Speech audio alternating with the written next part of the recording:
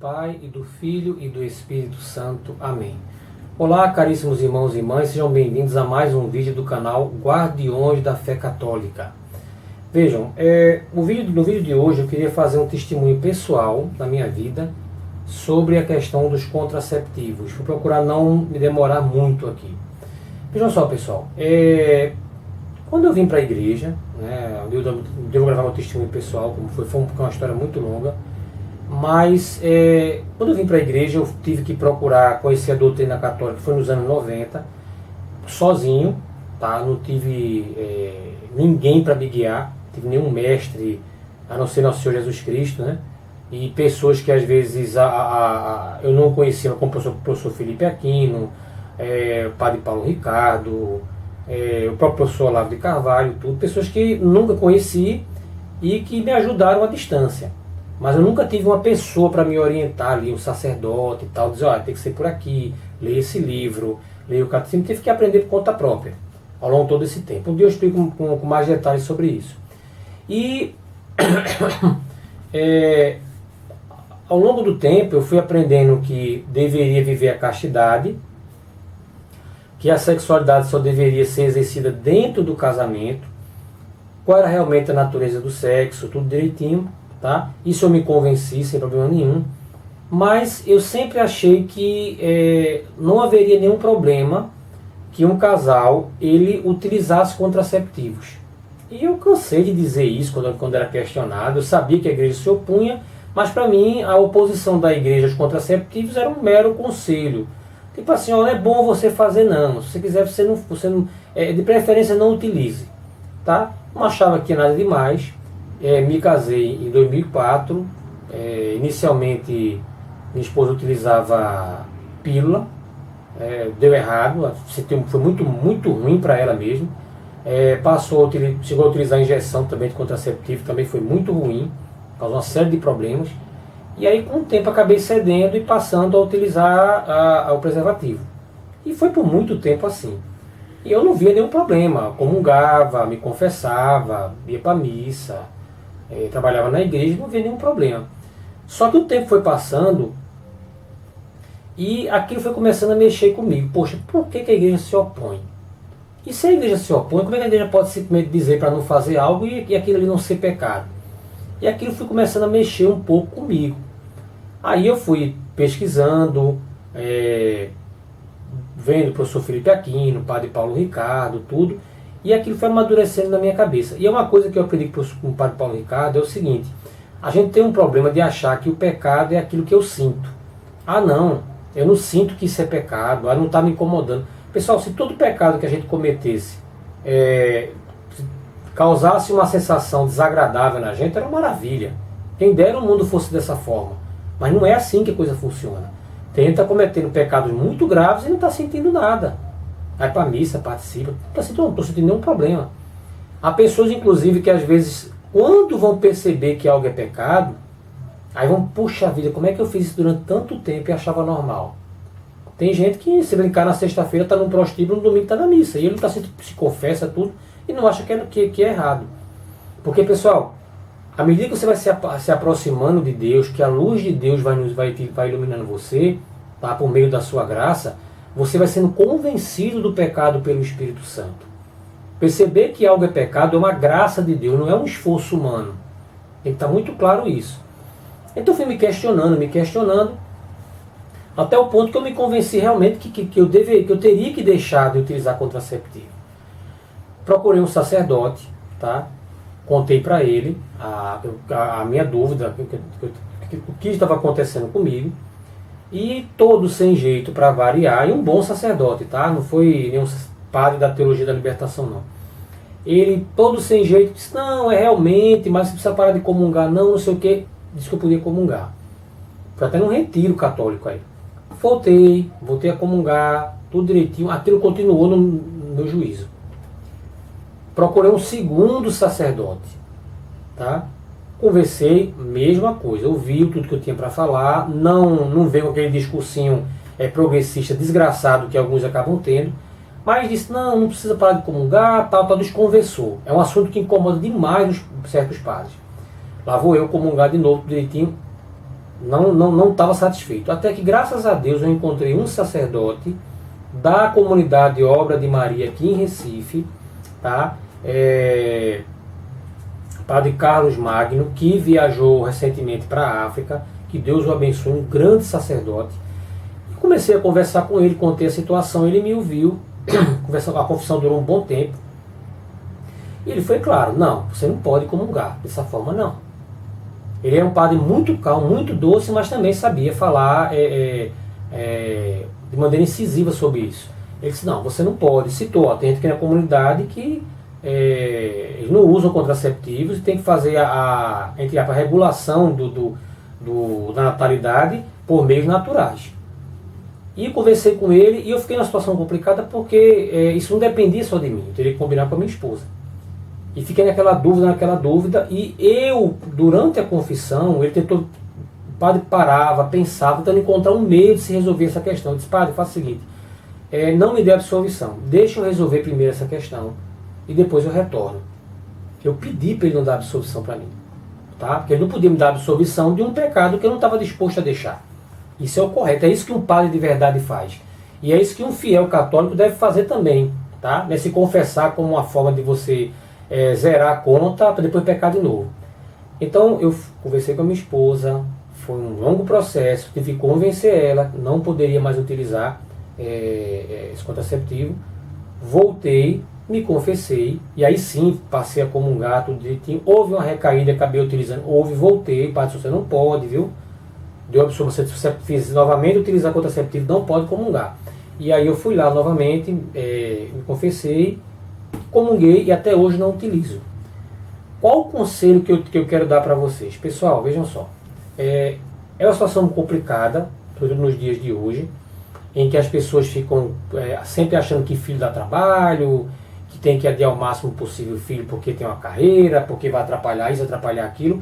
Eu posso dizer a vocês, eu me arrependo muitíssimo de ter esperado tanto para ter minha filha.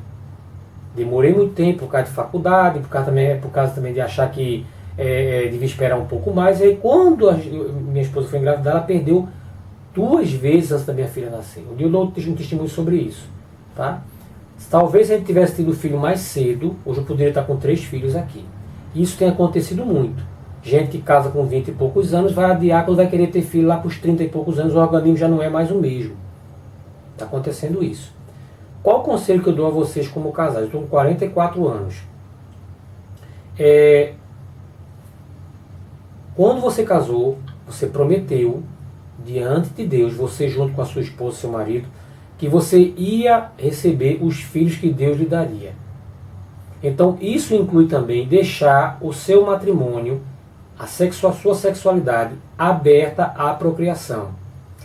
Então quer dizer que eu tenho que ter filho o tempo todo um atrás do outro? Não. Existe a encíclica do Papa Paulo VI, que eu vou falar um dia aqui, que é o Humanitas Vitae, em que ele fala que por motivos justos, e aí tem que discutir que motivos justos são esses, o casal pode espaçar o nascimento dos filhos. Só que para isso o casal precisa respeitar os ciclos naturais da mulher. A mulher passa a maior parte do mês sem poder ficar grávida. O casal tem que ter relações sexuais nesse período. O marido e a mulher, casados na igreja, tá? Nesse período. Só que o que acontece? Enquanto o homem sempre está disposto ao sexo, a mulher está mais propensa ao sexo durante o período em que ela está fértil. Isso é uma questão de lógica, tá? Justamente para que ela fique mais receptiva ao marido, né? A natureza proporciona que certos hormônios ajam e ela tenha mais satisfação sexual naquele período. Então, algumas mulheres vão dizer: mas agora eu não vou poder mais sentir prazer nesse período. Não, muitos casais que passaram a utilizar de métodos naturais e evitar a relação sexual nesse período, disseram que o casamento deles melhorou muito, a vida ainda melhorou muito, porque os contraceptivos eles atrapalham o prazer sexual do casal, causam doenças. No caso da pílula contraceptiva pode causar uma série de problemas. Alguns podem causar aborto, como o caso do DIU, tá? Então, utilizar contraceptivos é um pecado contra a lei natural, e isso é um pecado grave.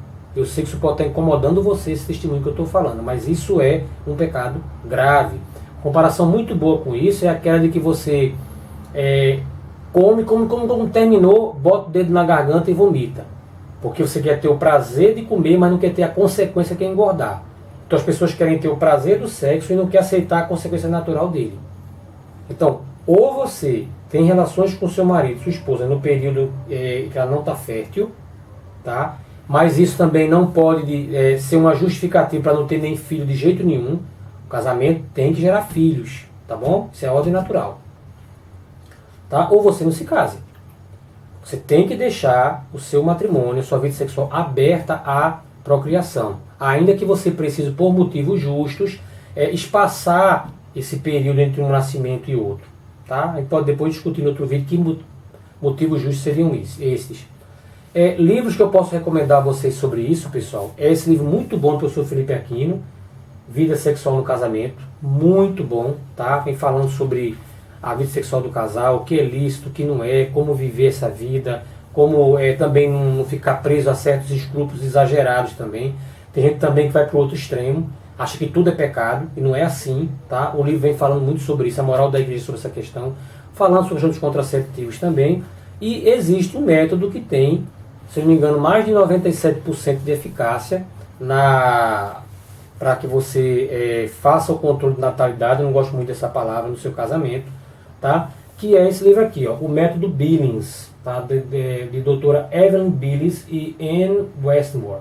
É um método que ele incorpora o método da tabelinha também, mas o método da tabelinha ele é muito falho, porque ele, para que ele dê certo, a janela em que tem que haver a abstinência sexual tem que ser maior, então aumenta o risco do casal ter relações num período que a mulher ainda esteja fértil, já que o beta-tabelinha não tem nenhum tipo de indicador externo para mostrar que a mulher está fértil ou não. E o método Billings não, a mulher tem como fazer a avaliação no dia da relação e saber com um grau de certeza superior a 97% de que ela está ou não está fértil. Inclusive o método pode ser utilizado até para a mulher que quer engravidar, porque ela sabe se está fértil.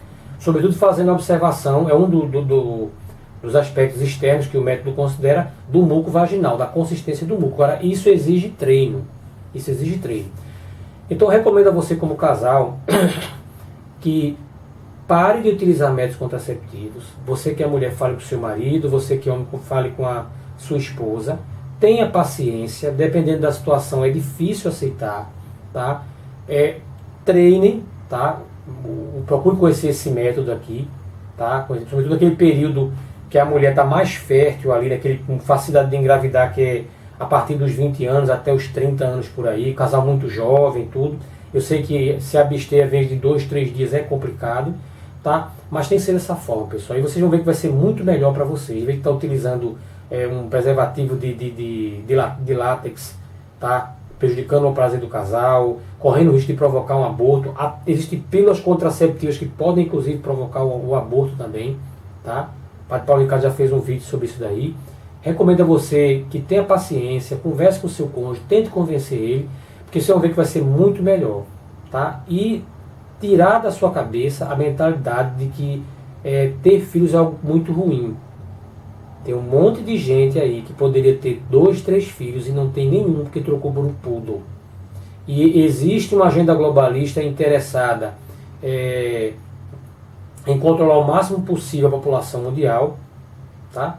E também favorecer o aborto, porque infelizmente há uma ligação entre a mentalidade contraceptiva e a mentalidade abortiva. Eu sei que você está vendo esse vídeo, deve ser completamente contra o aborto. Mas o que antecedeu a mentalidade abortiva foi a mentalidade contraceptiva. Então, recomendo a você que pense no que eu falei, tá? Não interessa se o seu sacerdote ou um bispo tal falou que não há nenhum problema, porque infelizmente boa parte não quer tocar nesse assunto, para não se incomodar, porque realmente não acredita. Vocês terem ideia, quando a encíclica Humanis Vitae, para Paulo VI, foi lançada, houve um monte de gente do clero reclamando.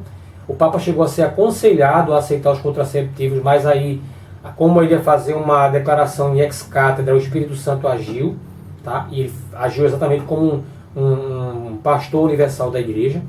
E peço a você que reflita sobre isso.